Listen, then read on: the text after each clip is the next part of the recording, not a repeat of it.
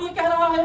پہلی محرم جیسے شروع ہوئی کچھ برادران نے فرمایا کہ صاحب پچھلے ٹیوزڈے جو محفل درود و سلام تھی اس کو بھی اسی تاریخ سے نسبت دی گئی کہ بھئی محفل محرم ہے, امام حسین کی محفل ہے. لوگوں نے کہا اہل بیت کا ذکر, حسن و حسین کا ذکر, اہل بیت کا ذکر, فاطمہ کا ذکر, مولا علی کا ذکر. اب کسی نے کہا کہ بھئی امام حسین کا ذکر کرنا کسی اور دھڑے میں فائدہ کسی کو فائدہ پہنچے یا نہ پہنچے, ہم کو اس سے کوئی سروکار نہیں. اب سوال یہ پیدا ہوتا ہے, ان سے ہم یہ سوال کرتے ہیں کہ اگر یہی قاعدہ یہی لا اگر لے لیا جائے کہ ہمارا ذکر حسین کرنا کسی اور دھڑے کو فائدہ پہنچانے سے ختم کروں یہاں پہ, یعنی کچھ سننے کا تو اگر ذکر حسین سے کسی اور کا فائدہ پہنچتا ہے یہی قاعدہ لے لیا جائے تو ٹھیک ہے, اسی قاعدے پہ چلتے ہیں.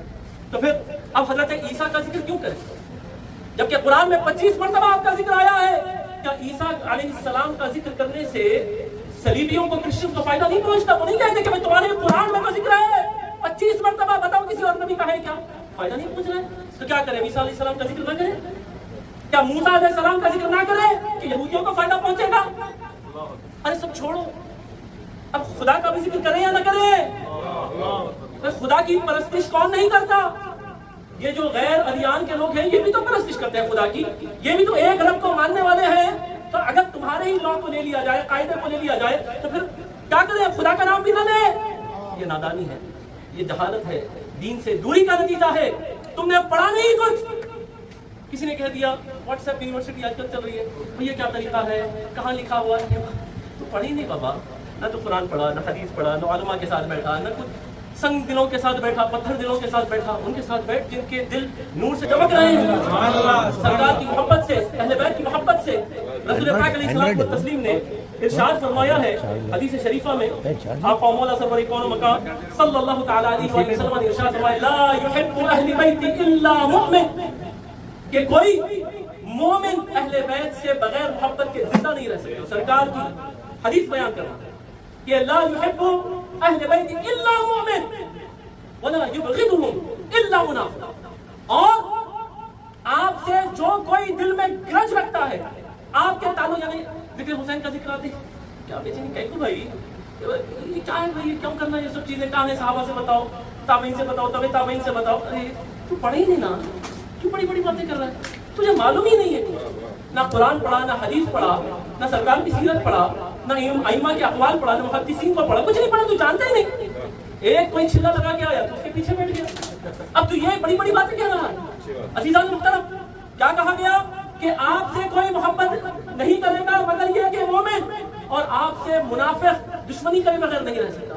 اگر اہل بیت کا ذکر کرو اور چہرے پہ آثار الگ سے نظر آئے تو سمجھ جاؤ پھر کیا منافق ہے وہ. عزیزان محترم, ایک اور حدیث شریفہ سرکار پاک علیہ السلام و تسلیم کی صحیح حدیث ہے, ترکت فیکم ثقلین ما ان تمسکتم بہما لن تضلوا بعد کتاب اللہ وعصمت اہل بیت. ان کو تھامے رکھنا, امت کو حکم دیا. اس میں طاقت پہچانے یا ہم سب کے بادشاہ, ہم سب کے آقا, ہم سب کے مولا رسول پاک علیہ السلام و تسلیم نے حکم دیا. رسول پاک نے حکم دیا نا. عزیزان محترم, اللہ اکبر, اے رسالت یا رسول اللہ,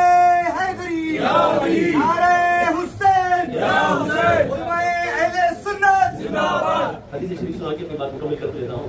عزیزان محترم, مستدرک علی الصحیحین یعنی امام بخاری امام مسلم کے جو ریکوائرمنٹس ہے اس کو فلفل کرتے ہوئے اس معیار کے اوپر, اس لیول کے اوپر جو احادیث اخذ کیے گئے ہیں, مستدرک علی الصحیحین. ٹھیک ہے, امام حاکم نے اس کو لکھا ہے. اچھا جی, ایک بات اور بھی آپ سن لیجیے, سمجھ جائیے. نوجوان بچے ہیں, اکثر آپ حضرات سے سوالات بھی کیے جاتے ہیں, یہ بات کو یاد رکھیے. امام بخاری کا نام سنا ہے آپ نے؟ سنا ہے نا. امام بخاری نے کہا کہ میں نے 1,00,000 احادیث یاد کی ہیں. 1 لاکھ مجھے اصبر ہے یاد. اور جو بخاری شریف ہے نا وہ پوری بخاری شریف میں جو حضرت امام بخاری نے لکھی ہیں, کتنی لکھی ہیں؟ تقریباً 7,500. ٹھیک ہے, اراؤنڈ 7,500. ٹھیک ہے, اور یاد کتنی تھی؟ 1 لاکھ. کہاں گئے؟ تو اب کیا جو کچھ بخاری میں ہے وہی ہے دین, اس کے علاوہ دین نہیں ہے؟ کیا بات کر رہے ہیں. اور اس کے اوپر محدثین کے اقوال میں تفصیل میں نہیں جاتا. تو یہ جو کہتے ہیں کہ بھائی بخاری میں بتاؤ, بخاری میں بتاؤ, تو تیری پیدائش بتا بخاری کے اندر, تیرا نسب بتا بخاری کے اندر. دیکھو آپ کو ایسا لگ رہا ہے کہ ہم ہارش بول رہے ہیں, آپ کو نہیں پتا ہم کیا کیا سن کے آئے ہیں. ہم نے کیا کیا سنا ہے، ہم نے کیا کیا برداشت کیا ہے، یہ ہمارا دل جانتا ہے کہ وہ بدبخت تمام اہل سنت و جماعت کے اعمال کو مشرکانہ کہتے ہیں، کافرانہ کہتے ہیں، بدبخت ہیں، ان کا کوئی تعلق نہیں ہے، نہ علم سے ہے، نہ حدیث سے ہے، نہ قرآن سے ہے۔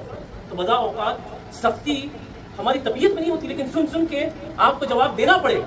عزیزان محترم، رسول پاک علیہ الصلوۃ والتسلیم نے ارشاد فرمایا فلو ان رجلا صفنا بین الرکن والمقام فصلى وصام ثم لقي الله وهو مبغض لأهل بيت محمد دخل النار۔ اللہ اکبر۔ رسول پاک علیہ الصلوۃ والتسلیم کی صحیح حدیث ہے، ارشاد فرماتے ہیں کہ اگر کوئی مکہ مکرمہ کے اندر موجود ہے، عبادت گزار ہے، اور رکن یمانی اور مقام ابراہیم کے دونوں کے درمیان میں کھڑا ہو کر نمازیں پڑھ رہا ہے، اس کے تمام اوقات اسی میں صرف ہو رہے ہیں اور روزدار بھی ہے، اس حالت میں فوت ہو جاتا ہے۔ سمجھ رہے ہیں کیسے برکت کی بات ہے؟ یعنی لوگوں کی زندگی کی تمنا اور خواہش پہلے زمانے میں تو یہی ہوتا تھا، جب کشتی پہ چڑھتے تھے سب سے مل لیتے تھے، خدا حافظ فی امان اللہ و رسولہ، اب ہم جا رہے ہیں وہیں پہ، اب انشاءاللہ ہماری آخرت کا معاملہ ہوگا، ہماری خبر بھی وہیں بنے گی، یہی سوچ کے نکل جاتے تھے۔ کیوں؟ رکن یمانی اور حجر اسود کے یہاں اگر کسی کو اللہ وہاں پہ انتقال کروا دے، وہاں پہ سجدوں کے اندر اگر اس کی روح قبض کر لی جائے، تو معاشرے کے اندر ہر کوئی کہتا تھا کہ کیا عبادت گزار ہے، کیا زاہد ہے، کیا زہد و تقوی والا ہے، کہ کعبے کے پاس اس کو اللہ تبارک و تعالیٰ نے اس کا انتقال کروایا ہے۔ رسول پاک علیہ الصلوۃ والتسلیم ارشاد فرما رہے ہیں اگر اس کے باوجود بھی اگر کوئی اس مقام پہ فوت ہوتا ہے، انتقال ہوتا ہے، لیکن اس کے دل میں بغض اہل بیت ہے، کیا فرمایا حدیث شریف میں مبغض اہل بیت محمد دخل النار، اس کے باوجود بھی اگر اس کے دل میں بغض اہل بیت محمد صلی اللہ تعالی علیہ وسلم ہے، اس کو اللہ تعالیٰ دوزخ میں ڈال دے گا۔ دوزخ۔ تو یہ جو ذکر کیا جا رہا تھا اہل بیت کا، یہ یوں ہی نہیں کیا جا رہا تھا، یہ صرف ٹائم پاس نہیں ہے، یہ دین کا حصہ ہے، یہ عقیدے کا حصہ ہے۔ تو سمجھو ایک ایک لمحہ یہاں پہ بتایا ہوا عبادت میں گزرا، اللہ قبول کر لے۔